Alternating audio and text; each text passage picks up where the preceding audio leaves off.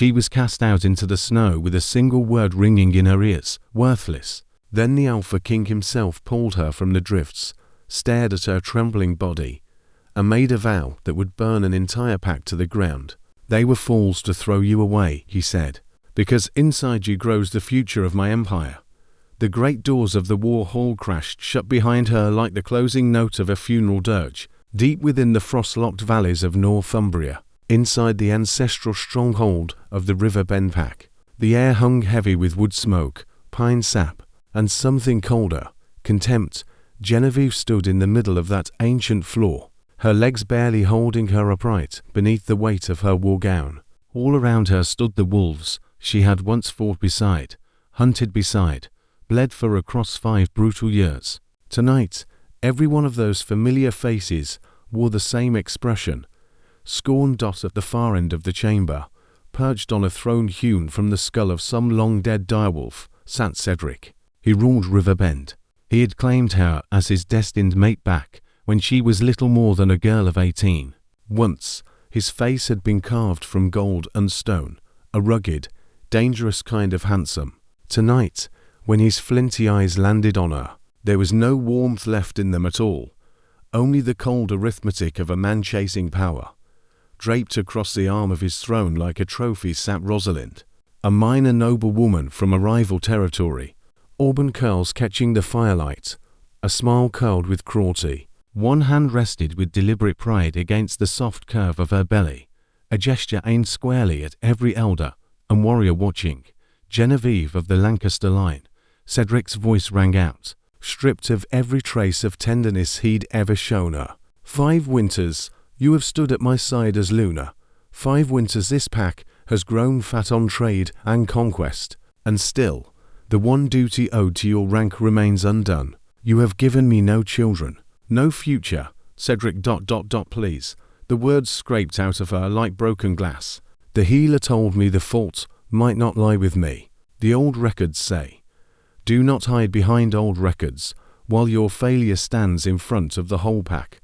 His wolf flared gold behind his eyes as he thundered the words, then flung a hand toward Rosalind. 3 moons. That is how long it took her to quicken once I took her to bed. Life blooms in her. You are nothing but a dead branch on a rotting tree, Genevieve. You are barren.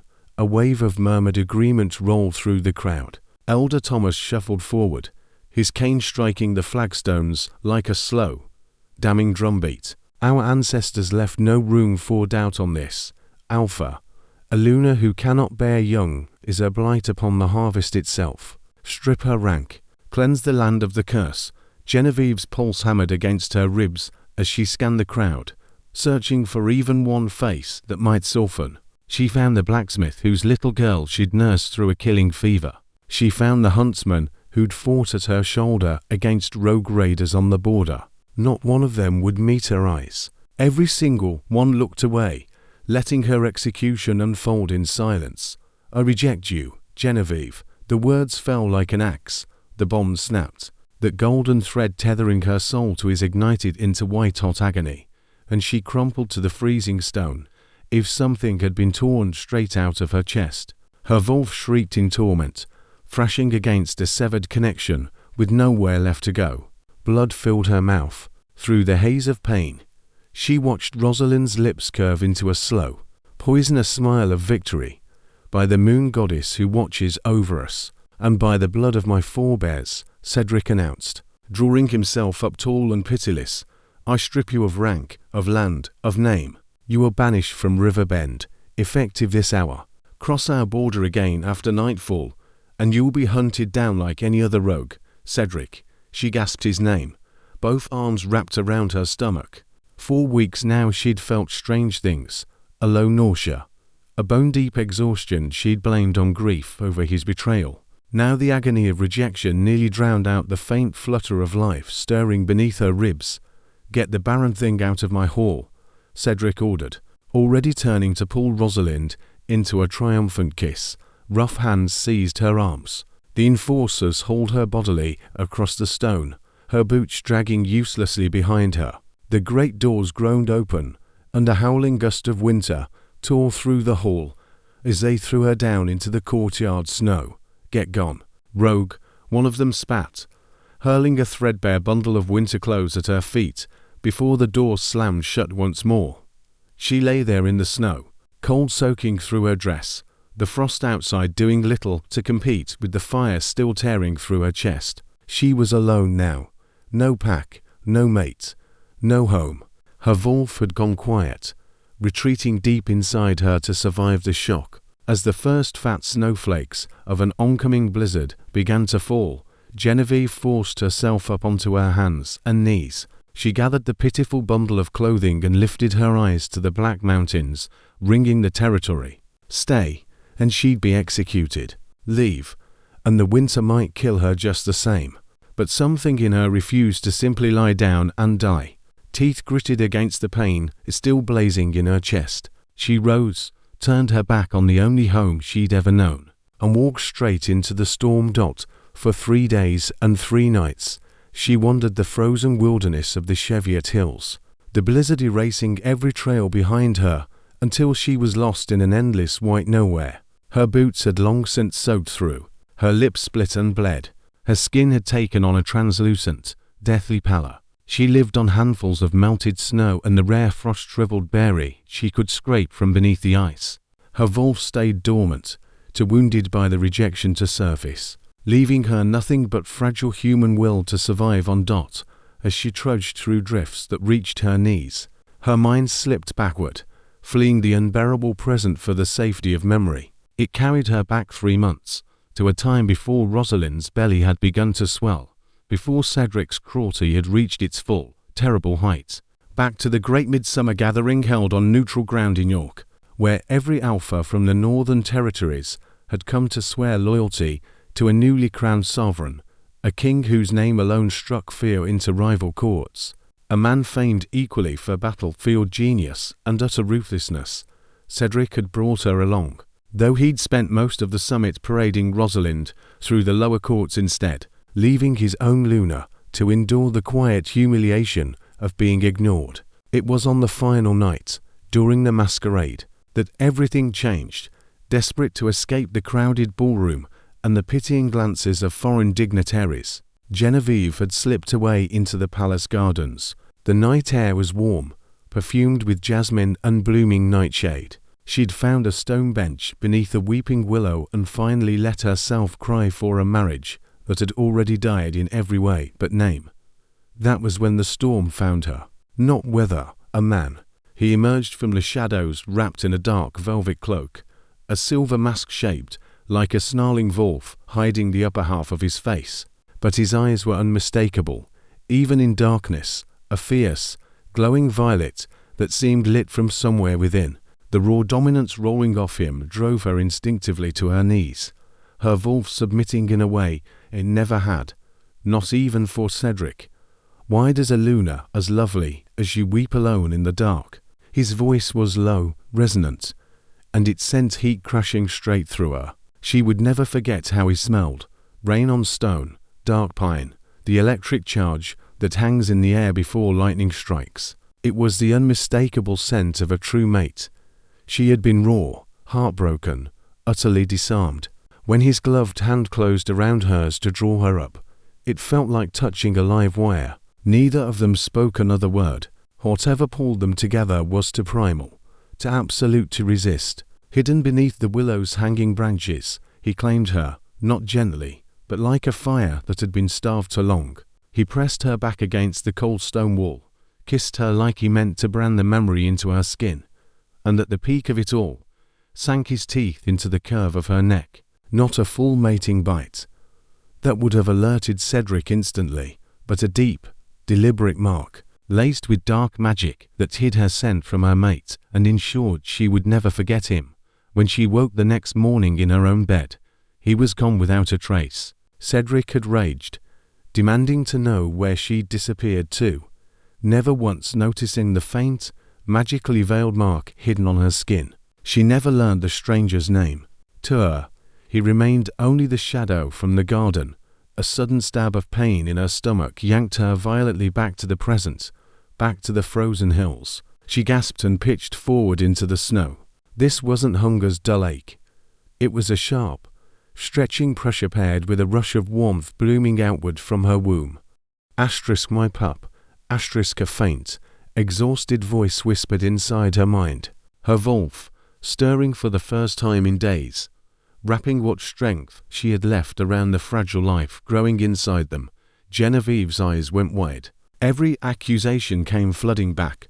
The healer's uncertain diagnosis, Cedric's fury, Rosalind's smirk. She wasn't Barren at all. Cedric's line was simply too weak, but the stranger in the garden, he had been strong enough to break through every defense her body had. "I'm pregnant," she whispered, her breath fogging in the frozen air.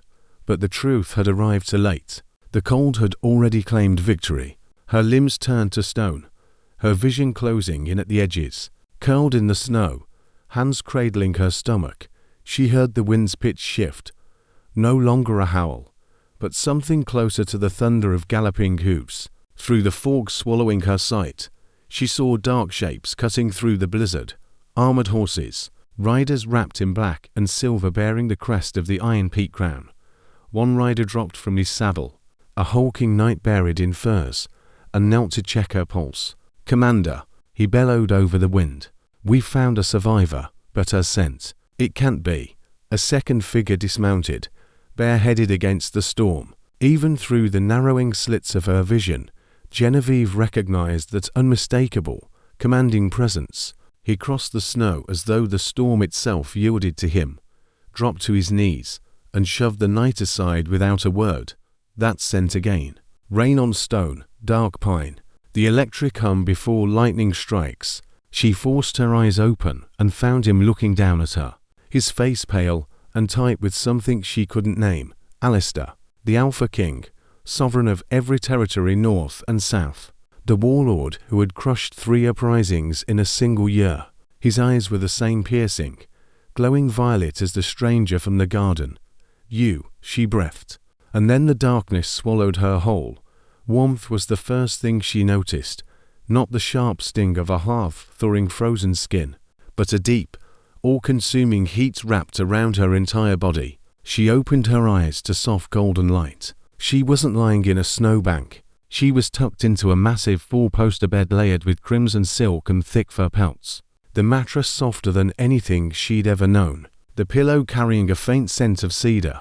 She sat bolt upright, panic flooding her veins, and the sudden motion sent her head spinning. She braced for the searing agony of the broken bond to hit her again. But the pain had dulled to a distant throb. Someone, or something, had poured powerful healing magic over the wound, closing what should have taken months to mend. "Easy now, little bird." A warm, aged voice came from the corner of the room. An older woman in the grey robes of the royal healers stood mixing something at a wooden table. "Where am I?" Genevieve's voice came out cracked, but no longer parched. "Inside the walls of Iron Peak Fortress," the woman said, crossing over with a silver cup.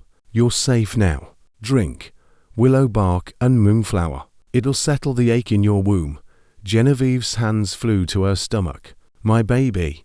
The healer's expression gentled. "Still there, child. Stronger than you'd think. In fact, it's drawing hard on your magic to sustain itself. That's why your Wolf is so worn out." But Barren, far from it.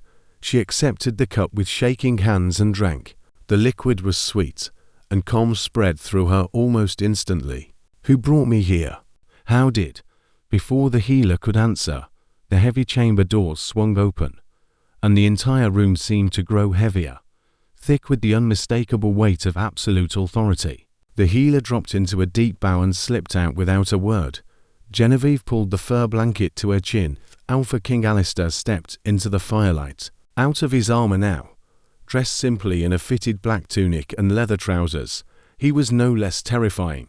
He stood well over 6 feet, his shoulders wide enough to eclipse the fireplace behind him, his face carved with sharp cheekbones and a jaw shadowed with stubble. Those violet eyes locked onto her like a predator that had finally cornered something precious. "You're awake," he said, and his voice was the same deep, resonant baritone that had haunted her dreams for months. "Your Majesty." She tried to push herself upright to bow, as protocol demanded. "Stay where you are," The command in his voice froze her in place before she'd moved an inch. He crossed to the bed and sat, the mattress dipping beneath him, his gaze tracing the hollows of her cheeks, the shadows beneath her eyes. Before dropping to the curve of her stomach beneath the furs, "A raven arrived from Riverbend 3 days ago," he said, his tone deceptively calm, storm clouds gathering behind his eyes. "Alpha Cedric requested my blessing to name her. Woman called Rosalind his new Luna," he claimed. His former mate could not bear children, and used that as grounds for rejection and exile. Shame burned across her cheeks, and she looked away. "It's true, Your Majesty. I failed him. I'm a rogue now, nothing more." His hand shot out, fingers closing gently, but firmly around her chin, forcing her gaze back to his. The touch sparked down her spine like lightning. "Don't insult me with lies, Genevieve."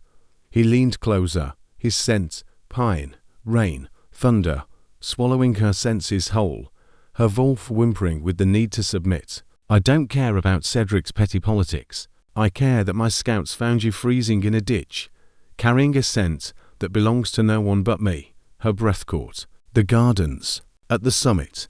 That was you." "Of course it was me." His thumb traced her lower lip. "I knew exactly whose mate you were. I knew what the laws demanded.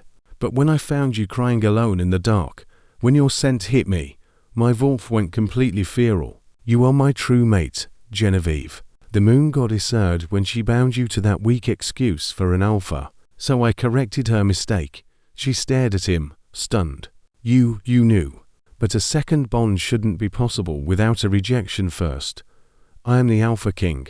A dangerous, satisfied smile curved his mouth. "I decide what's possible. I sealed you with my mark that night, waiting for Cedric's own stupidity to sever the tie so I could claim you properly. What I did not expect was how quickly my blood would take root in you." His palm settled over her stomach, warm through the blankets, the same warmth that had reached her even freezing in the snow. "He called you Barren." His eyes flared with sudden fury, sharp enough to rattle the glasses on the bedside table. "He humiliated you in front of his entire court and left you to die in a blizzard. He threw away my child. He didn't know," she whispered, still reeling. "Ignorance won't spare him my wrath." He leaned in, lips brushing her ear. "Hear me, Genevieve. You are no outcast, no rogue. The child inside you carries the royal blood of Iron Peak." Cedric thought he was discarding a barren wife. Instead, he handed me my queen. He pulled back, violet eyes blazing. "They were fools, Genevieve, and by the time winter ends, Riverbend will burn for what they did to you." The fortress of Iron Peak was carved straight into the bones of the northern mountains, a monument to raw dominance. For Genevieve, leaving behind the rustic pine halls of Riverbend for these sweeping obsidian corridors felt like crossing into another world entirely, a place where power didn't need to shout to be felt. Under Alistair's fierce protection, her recovery came fast. The hollow ache left by Cedric's rejection dissolved beneath the overwhelming new bond she now carried, and her wolf, once so soft-spoken, woke with a ferocity that startled even her, as if the king's royal blood, now running through the child she carried, had triggered something long dormant in her own spirit. 3 weeks into her stay, she stood on the high balcony outside the King's Solar, looking out over the sprawling capital below.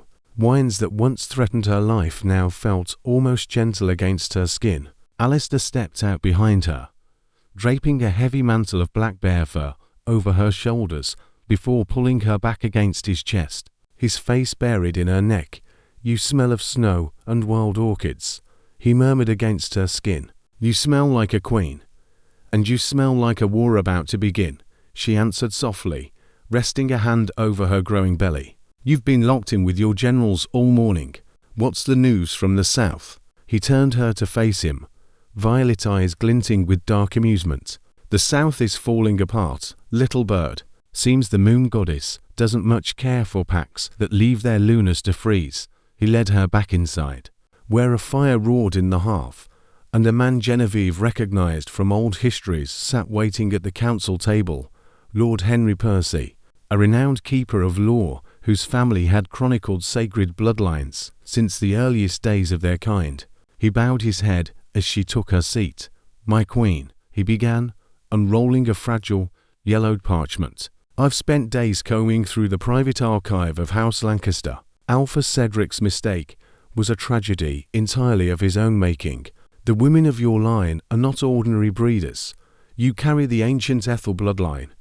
Genevieve frowned at the faded family tree spread before her. "The Ethel line. My father never mentioned this. It's been asleep for 400 years, Lord Percy explained, tapping the crest. "Lancaster women require a mate of extraordinary strength to awaken conception at all. Cedric's bloodline, forgive me, is badly diluted. He simply wasn't strong enough to give you a child. But the king, his power didn't just wake the gene. It woke your own magic." Alistair's hand closed over hers, possessive and warm. "He blamed you for his own failure. Now his arrogance is finally catching up with him." He gestured to a silver tray, holding a wax-sealed letter marked with the Riverbend crest. "This arrived at dawn," he said, smiling coldly. "Riverbend is starving. Without a true Lunar's blessing, their harvest rotted before the first frost even finished falling. Rogues are picking off their cattle at the borders.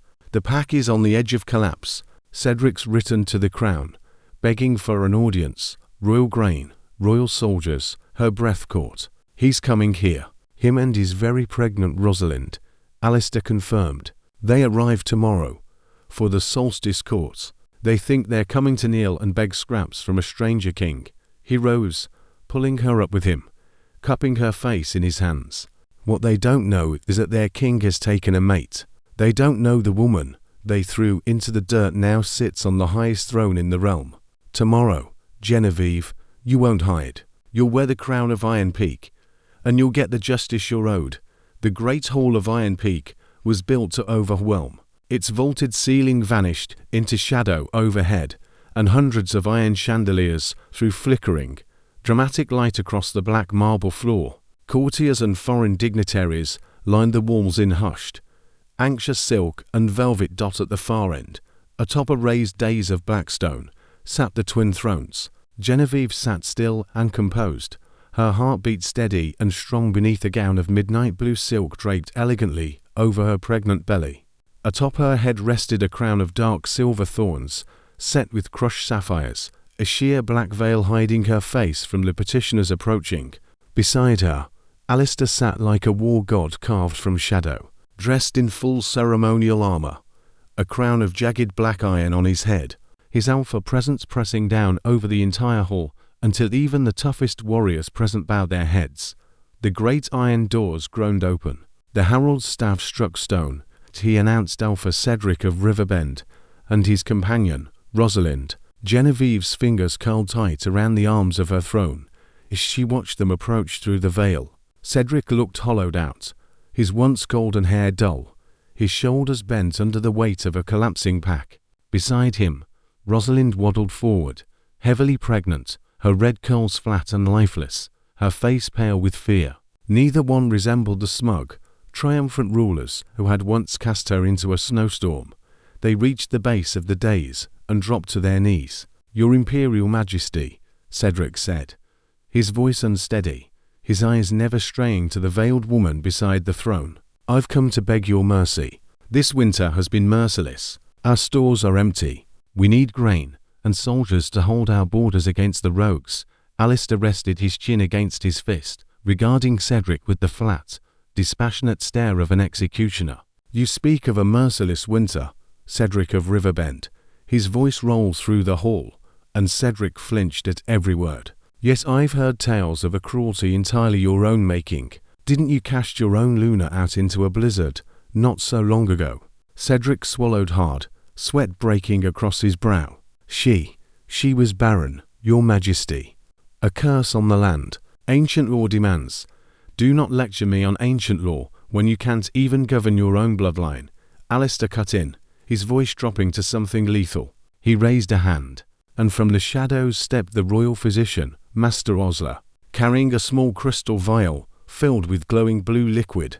"My king," Osler announced, his voice carrying through the silent hall, per royal protocol. "Every petitioner's blood and scent were tested upon entry to this keep. His gaze slid to Rosalind, who flinched back visibly.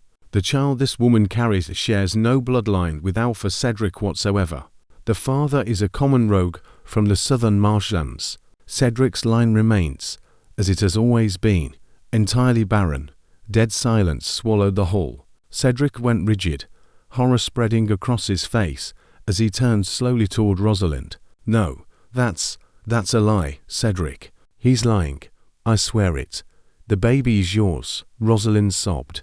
But nobody was listening anymore. You arrogant, barren fool, Alistair said, leaning forward on his throne. You destroyed your own pack, broke a sacred vow before the moon goddess, and very nearly murdered an innocent woman, all to shelter a rogue's child, because your own blood was never strong enough to create life in the first place.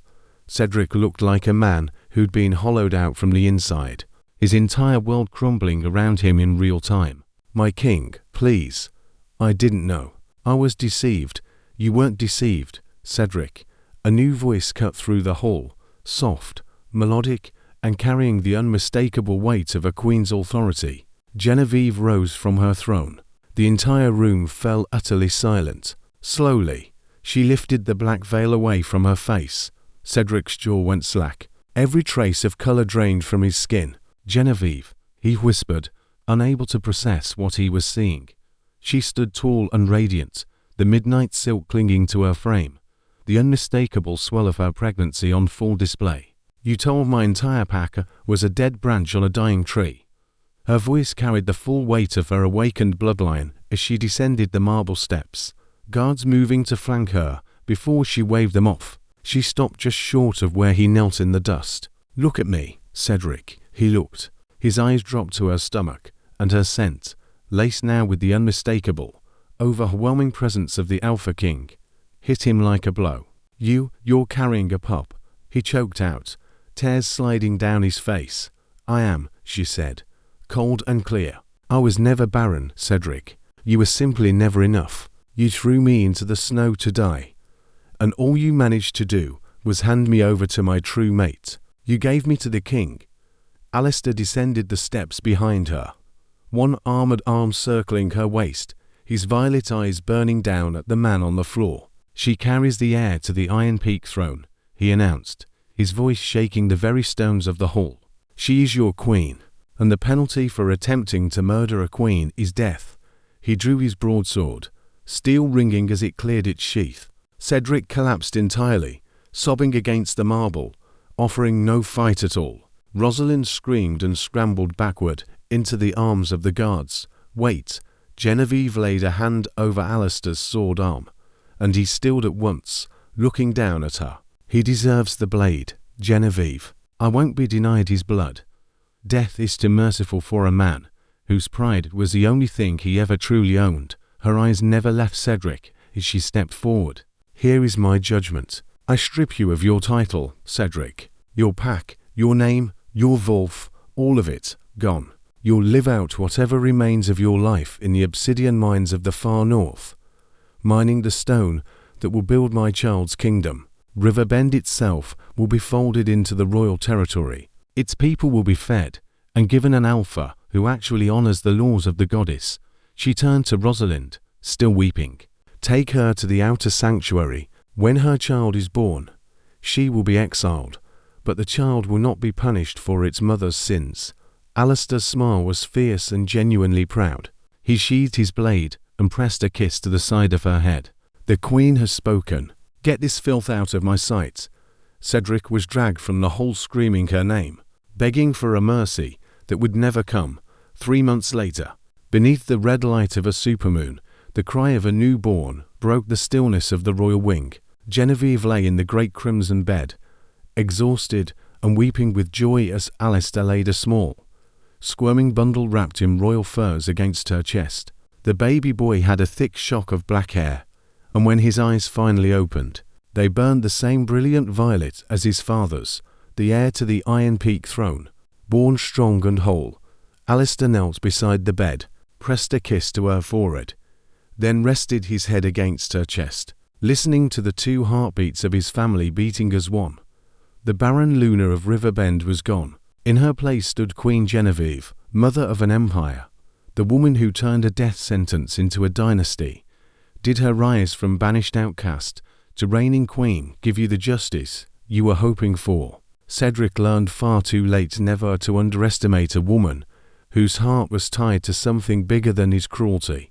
If this story of betrayal, crowns, and fated love pulled you in, smash that like button, share it with someone who loves a good werewolf saga, and subscribe for more gripping tales every week.